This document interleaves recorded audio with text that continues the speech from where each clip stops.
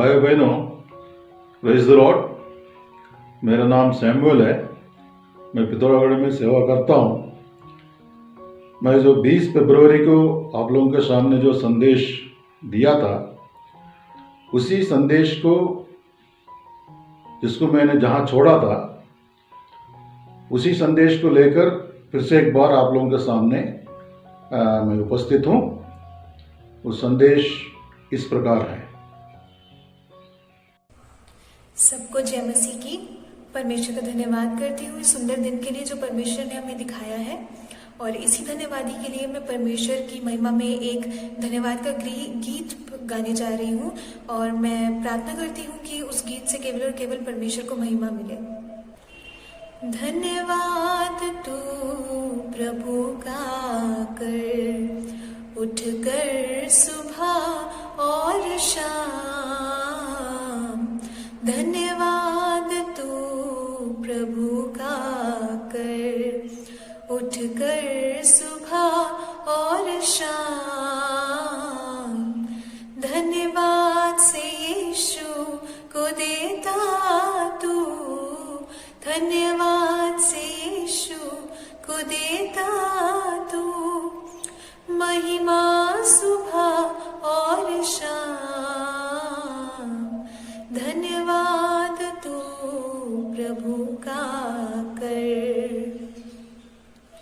सांसें भी उसकी, शरीर भी उसका, सांसें भी उसकी, शरीर भी उसका, क्यों मारे तू शाम।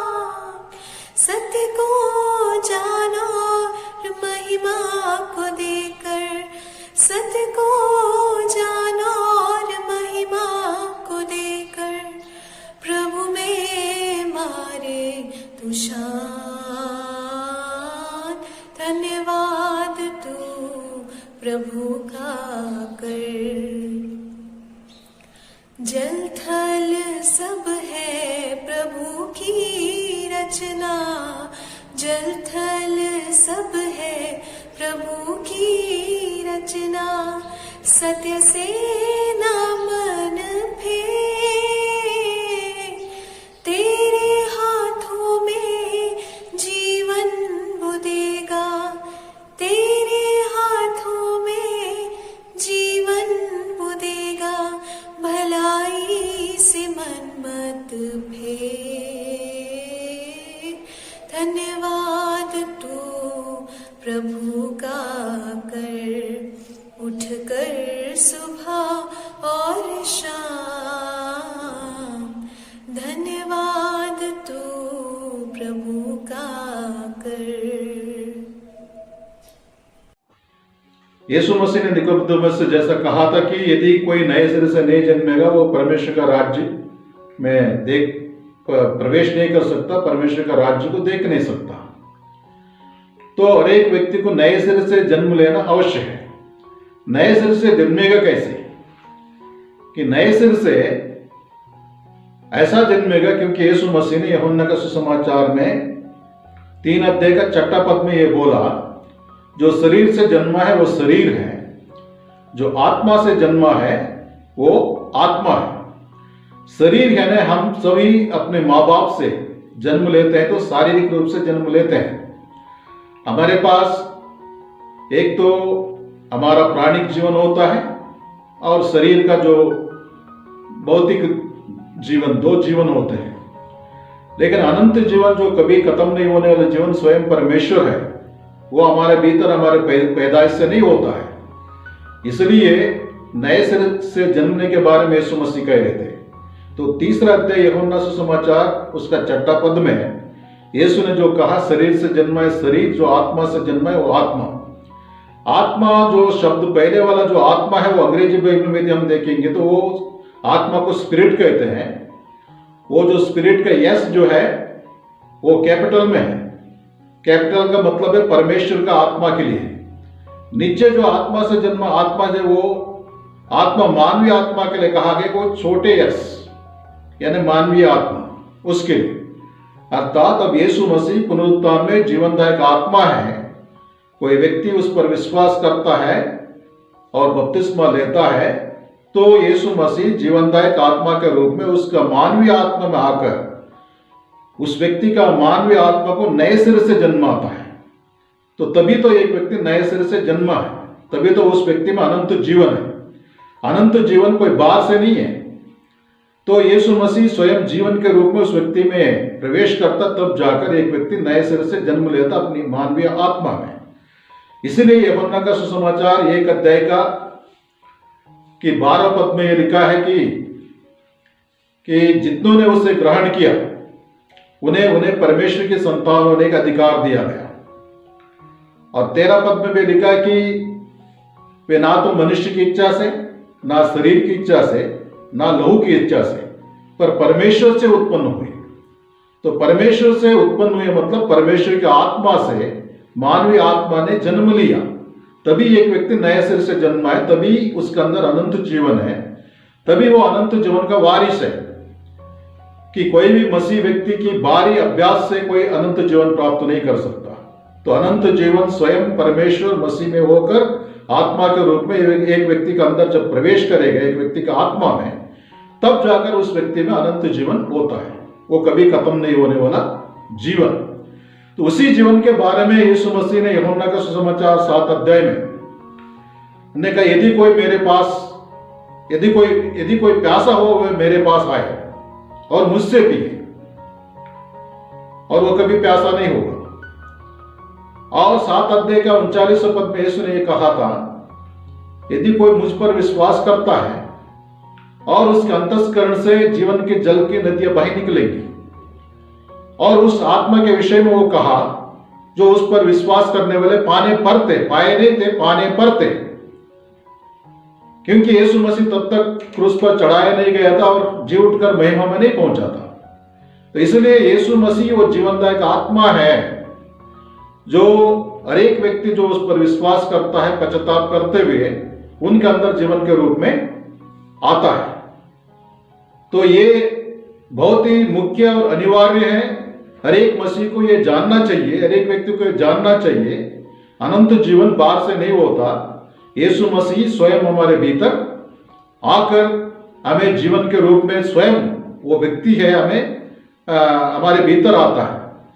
तभी तो यीशु मसीह ने यह भी कहा था 14 अध्याय के यूहन्ना का सुसमाचार में 6 पद में, मार्ग सत्य जीवन और मैं हूं, मेरे बिना कोई पिता के पास नहीं पहुंच सकता। अर्थात मार्ग भी व्यक्ति है, सत्य भी व्यक्ति है, जीवन भी व्यक्ति है। वो जीवन यीशु मसीह स्वयं है, वही हमारे भीतर आता है जीवन के रूप में, अनंत जीवन के रूप में। तब जाकर हम अनंत जीवन पाते हैं। तो सिर्फ यीशु मसीह क्रूस पर मर गया, पापों से छुटकारा पाए, वो परमेश्वर की योजना उसी में पूरा नहीं होता।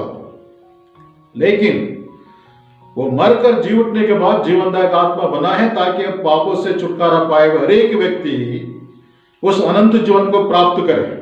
अर्थात यीशु मसीह स्वयं उसको अपने आत्मा में निमंत्रण करे, बुलाए, आत्मा में ले, ग्रहण करे, तब अनंत जीवन उस व्यक्ति के अंदर होता है। मार्ग सत्य जीवन मैं हूं, यीशु मसीह ने कहा। यीशु मसीह वो जीवन है। जैसा मैं अभी थोड़ी देर पहले ये भी कह रहा था कि यीशु मसीह जब चेलों के साथ रहे, खाए पिए सोए चले फिरे, सुसमाचार प्रचार किए, लेकिन यीशु मसीह कभी भी चेलों के भीतर जीवन के रूप में प्रवेश नहीं कर सकते थे क्योंकि वो शरीर के अंदर थे। तभी वो जी उठने में जीवनदायक आत्मा बना। यूहन्ना का 20 अध्याय यूहन्ना का 20 अध्याय का 17 पद में लिखा है कि मगदलेने मरियम से यीशु ने कहा, जाके मेरे भाइयों से कह दो, मैं तुम्हारा परमेश्वर, मेरा परमेश्वर, तुम्हारा पिता, मेरा पिता के पास ऊपर जाता हूं। यीशु मसीह पुनरुत्थान से पहले कभी भी चेलों को भाई नहीं कहा, दास कहा, मित्र कहा और सेवक कहा, लेकिन भाई कभी नहीं कहा। क्योंकि भाई जब तक यीशु मसीह स्वयं जीवन के रूप में उनके अंदर प्रवेश नहीं करता तब तक वो भाई नहीं बन सकते थे, अर्थात परमेश्वर के संतान नहीं बन सकते थे। इसलिए उसी 20 अध्याय का हम 22 पद में देखते हैं, यीशु मसीह जो चेले बंद कमरे में बैठे हुए थे, लेकिन वो प्रवेश कर गए पुनरुत्थान में जीवनदायक आत्मा के रूप में। लेकिन इससे पहले कभी यीशु मसीह क्रूस पर मरने से पहले शरीर में था, तब ऐसे बंद कमरे में प्रवेश करने के बारे में कहीं जिक्र नहीं है। लेकिन उस बंद खिड़की बनते हुए, दरवाजे बनते उनमें प्रवेश करते हुए तुम्हें शांति मिले, यीशु ने कहा। और 22वें पद में ये कहा, यीशु मसीह ने उन पर फूंकते हुए कहा, पवित्र आत्मा लो। तो पवित्र आत्मा लो करके चेलों से कहा। तो ये क्या दर्शाते? हिंदी बाइबल ने सिर्फ पवित्र आत्मा लो करके लिखा है, लेकिन अंग्रेजी में या मूल भाषा में, यूनानी भाषा में हम जाएंगे तो वहां पर उसका अनुवाद इस प्रकार बनता है कि ही ब्रीथ हिमसेल्फ इनटू देम, अर्थात यीशु मसीह ने स्वयं को आत्मा के रूप में उनके आत्माओं में फूंक दिया। तब जाकर उसी दिन से चेले जो है नए सिरे से जन्म लिए, क्योंकि यीशु मसीह उनके अंदर जीवन के रूप में प्रवेश कर चुका था, अनंत जीवन के रूप में। तब चेलों के जीवन, चेलों के जो आत्मा जो है, मानवीय आत्मा, वो नए सिरे से जन्म लिया। तो तब जाकर वो अनंत जीवन के भागी बने। और जो यीशु मसीह ने 7 अध्याय का 39वें पद में जो कह रहे थे, उन पर विश्वास करने वाले जो पानी पर थे, क्योंकि अभी तक यीशु मसीह अपने महिमा में नहीं पहुंचा था, अर्थात आत्मा नहीं उतरा था करके हिंदी में लिखा है, लेकिन अंग्रेजी में the spirit was not at, क्योंकि यीशु मसीह क्रूस पर चढ़कर पुनरुत्थान के द्वारा आत्मा नहीं बना था। तो आत्मा बनकर चेलों के भीतर प्रवेश करते हुए उन्हें नए सिरे से जन्म दिया भीतरी तौर पर। तो इसलिए हम जो है, हमको इस बात को स्पष्ट रूप से जानना जरूरी है, जब तक यीशु मसीह जीवन के रूप में हमारे आत्माओं में प्रवेश नहीं करता है, तब तक किसी के अंदर अनंत जीवन नहीं होता है।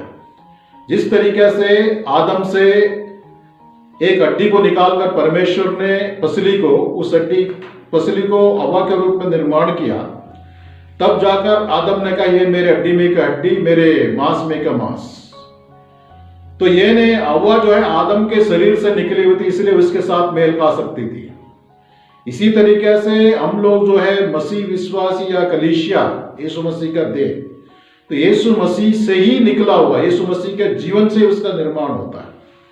तो यूहन्ना का सुसमाचार 19 अध्याय के 36वें पद में तो ये तो लिखा है, उसका पंजर में बाला चेता गया तो वहां से लहू और पानी निकला।